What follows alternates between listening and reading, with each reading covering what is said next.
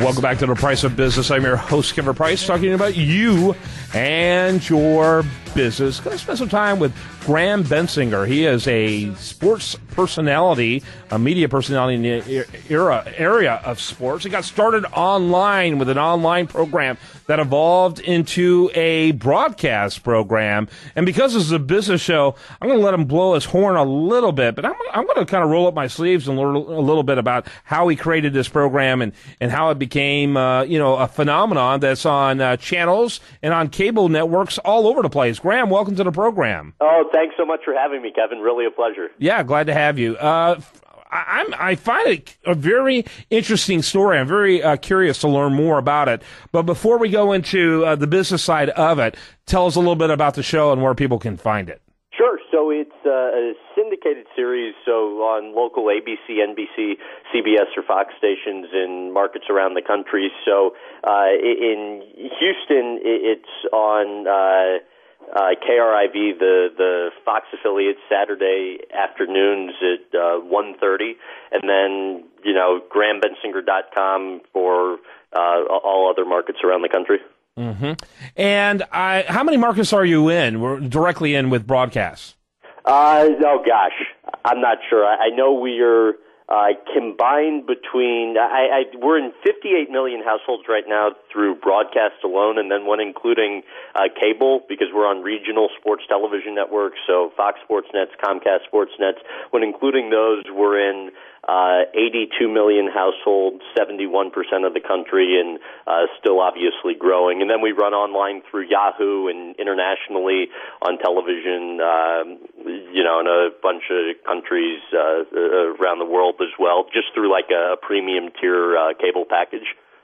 Okay, so are you found nationally, domestically, on regular cable, or is it on premium channels here domestically? Regular cable. So, right, the regional sports television networks domestically, Fox Sports Nets, Comcast Sports Nets, and some independent ones as well. And then internationally, it's just the real premium tier cable packages. So we're, very small audience internationally, but we're working to grow that as well. Yeah. So it started, it sounds like, in your bedroom. Pretty much. I'm 27. I started when I was in 8th grade with an internet-based sports radio station, I called it, from St. Louis. It's where born and raised. I used to be one of these kids who'd run down to the ballpark in St. Louis where the baseball Cardinals played.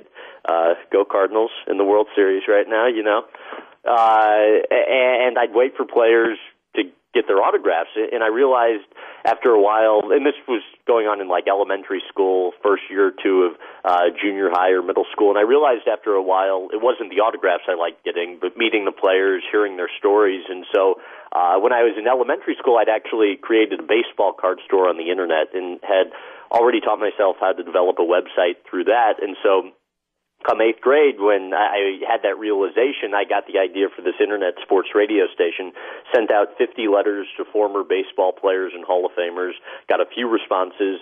Ernie Banks, Bob Feller, Tim McCarver, and Will Clark called, 2 of which were Hall of Famers. Yeah. And, this is 8th grade at the they time. say Bob Feller may have had the fastest arm in baseball. Right. They say that, because they didn't have as good of measuring as they do now.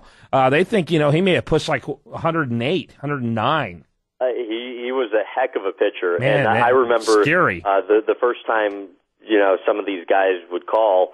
I didn't even have a cell phone at the time. This is 8th grade. They'd just call my parents' house. My mom or dad would answer and yell back to me and say, "So-and-so's on the phone." And that was kind of how it started. Developed a show on the internet over the following couple of years, and then your friend Bobby's on the phone. Pretty much. I remember one day I came home from school, and my mom's like, "Some guy by the name of Ernie Banks called," and she's like, "I told him you weren't home, but we ended up like spending a half hour on the phone talking about this cake I'm baking tonight for the holidays." Wow, what a nice guy, huh? Yeah, really nice guy. And it was funny because I didn't even have a show at the time. I just sent a letter. I looked up their home addresses at the library, then sent a letter explaining the concept for something that I wanted to develop.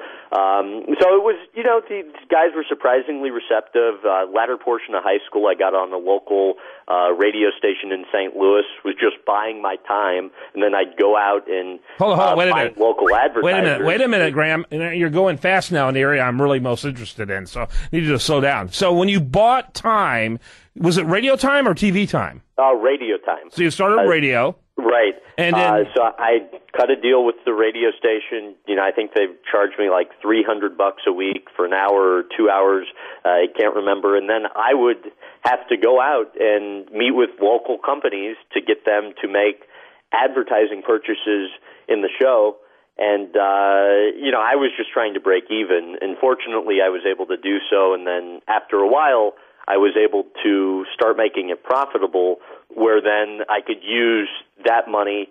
I'm living at home. This is in high school. I could use that money to travel to a place or two, an effort to get in front of some of the bigger name athletes that I was trying to get on my show. So, yeah. Okay, so when did it become a TV program? So what happened was I going into my freshman year of college, I started doing one-off TV pieces for ESPN on a network level, and I got an exclusive sit-down with O.J. Simpson going into my freshman year of college, which ended up opening up some doors for me. It was on Good Morning America, all the cable news outlets aired it, and then ESPN bought it. And after that, I started getting some new opportunities with ESPN. And then my freshman year of college, Terrell Owens, T.O., was playing for the Philadelphia Eagles at the time, felt underpaid because he had a fractured relationship with the team and wasn't talking to anybody in the media. He'd agreed to sit down with me, to my surprise, because of a prior relationship I had with him. And during the interview, he ended up going off on the Eagles organization, his quarterback, Donovan McNabb. And as a result of the comments he made to me in the interview, he was suspended by the team for the rest of the season. Cost him millions of dollars. And, here I am, 19 at the time. Was a very... It was a crash course in journalism. Wow, that's fantastic. Taught me a lot, created additional opportunities for me. Felt very bad for him about how things unfolded. But so I worked for ESPN for a few years, then NBC for a year after that. Graham, they're going to pull a plug on us in just a minute. I will get you back on the program sooner rather than later. But I'm curious, do you own your show now and distribute it independently? Yes, absolutely. So we're 4 seasons in. This show started in 2010, really out of necessity because the show I was hosting through NBC at the time, March of 2009 rolled around, stock market was at its lowest point. They slashed the funding. So, here I was out of a job, height of the recession, and wanted to figure out how to continue hosting a show and own the content and have complete editorial control over it. So we own it now. This is the first year of over-the-air syndication. Spent 220 days on the road this past year, traveling around to local markets, syndicating the series ourselves. So it's definitely been a work in progress, a lot of effort, but we're still in the very early stages. Sure. A couple of questions before I let you go real fast. So you are...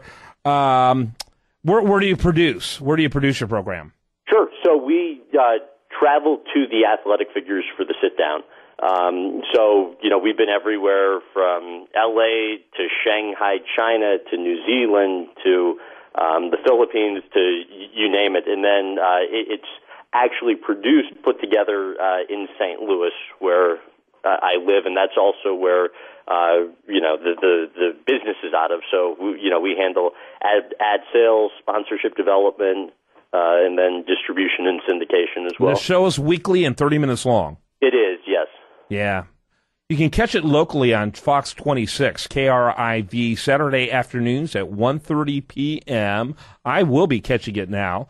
If you're a fascinating young man, delighted to have you on the program. I'm going to get you back on and interview you some more to get some, great content and information myself. People like you, I just love it. Unction in the function. Make your dreams happen. Don't depend on someone else. Thank you very much for having me, Kevin. You bet. And again, Graham Bensinger. Make sure you check him out at Graham, Graham, Bensinger, BENSINGER.com. I'm Kevin Price. This is The Price of Business. We want to remind you best content here shows up over there at USDailyReview.com. While there, like it on Facebook, follow it on Twitter.